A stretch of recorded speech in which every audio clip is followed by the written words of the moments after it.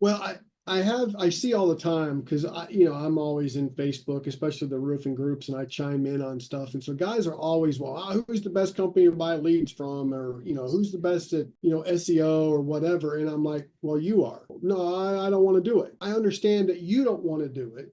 And that's fine. But you, as the owner of the business, need to know how to do it. Exactly. So same thing with the whole idea of the membership or the subscription or whatever. Man, you give me $200 a year, $199 a year. We'll come out twice a year and we'll inspect your roof and we'll clean out your gutters that we gave you for free. And who wouldn't do that? You mean I don't have to pay a gutter company $200 or $300 to come clean my gutters? No, you're charging more. You're providing more value.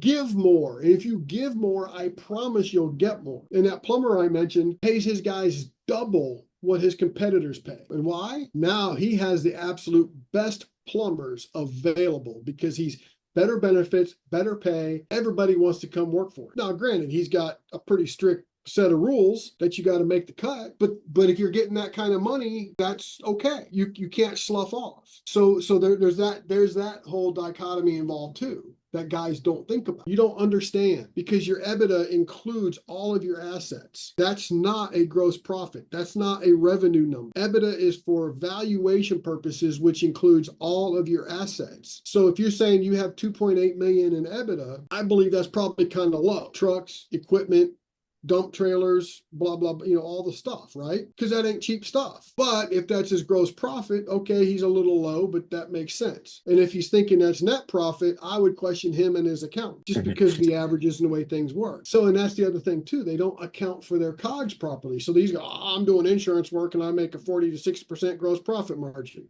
But they pay 10, 50, 50 commission structure. I'm like, no, you don't. It's because they're not including that commission above the line like you would in your general accepted accounting practices. And so that when you start looking at a proper P&L construction and how the math is supposed to work, they're lucky if they're at 22%. But because somebody along the line, monkey see, monkey do, taught them contractor math and a simple way to do things, Right.